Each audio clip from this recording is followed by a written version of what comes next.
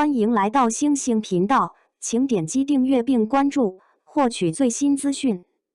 北上这才叫演技。白鹿露出牙箍的一刹那，唤醒了被尘封的爱情。他是一个从小便跟在3个男孩子身后到处惹事的假小子，他是一个从始至终都留着短发，无论春夏秋冬皮肤始终呈现有黑色并带着牙箍的一个不像女孩的女孩。这个她就是几乎颠覆了以往任何一个影视形象的白鹿，是从她身上完全看不到校花或班花感觉的夏凤华。学生时代的夏凤华是一个皮肤黝黑且浑身透露着暴力倾向的野小子，是一个能追着男生到处跑的混不吝。他是所有男同学都不敢轻易招惹的疯婆子，他是好友谢望和眼中形同好兄弟的知心好友。除了夏凤华的母亲，似乎从来没有人真正把她当做一个真正的女孩看待，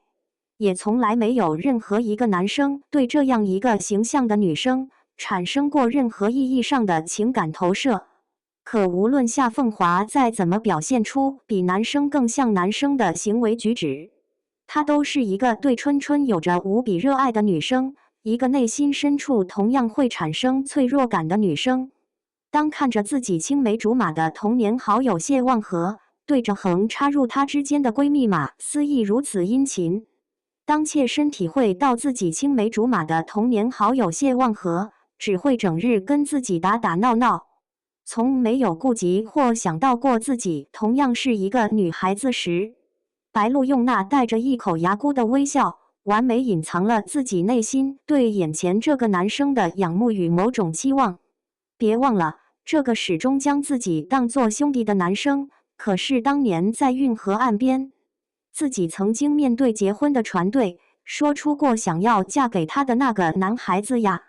看着课堂上与老师侃侃而谈的谢望和，夏凤华慢慢地陷入了某种忘我的状态。他像是看着一件绝世的珍宝，他像是聆听着某首传世的乐曲。此时此刻的他已经完全被这个男人的光环所笼罩而不自知。从小便对马思义关怀备至的谢望和，面对已经出落得亭亭玉立的马思义，他为他所做的一切，或许只有马思义一个人看不出其中端倪。即便是作为马奶奶这个老人，也能从中看出谢望和对待自己孙女的态度完全不同于他对待小院中其他同龄孩子。或许面对一个形如洋娃娃般的女孩子，无论她的年纪是大是小，无论面对她的是男是女，没有人能不被这样一个可爱的女孩所吸引，也没有能对这样一个落落大方的女孩无动于衷。也正是因为有了马思义的衬托，让本就在容貌上没有任何优势的夏凤华，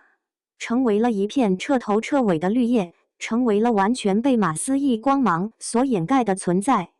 为了能演好夏凤华这个角色，虽然是北上中的女主角之一，虽然她与欧豪之间很可能是 CP 关系，但白鹿还是勇敢地牺牲了自己那美丽的形象，毅然决然将自己的脸庞涂黑，还戴上了让人一看就觉得丑的牙箍。作为朋友，作为一个在学习、容貌等几乎任何方面都没有优势可言的闺蜜，夏凤华除了能在保护马思义之方面有所建树之外，几乎给人一种连绿叶都不太配的感觉。这样一种形象下的夏凤华，难怪谢望和只会把她当作兄弟来看待，难怪谢望和只会对马思义终日殷勤不断。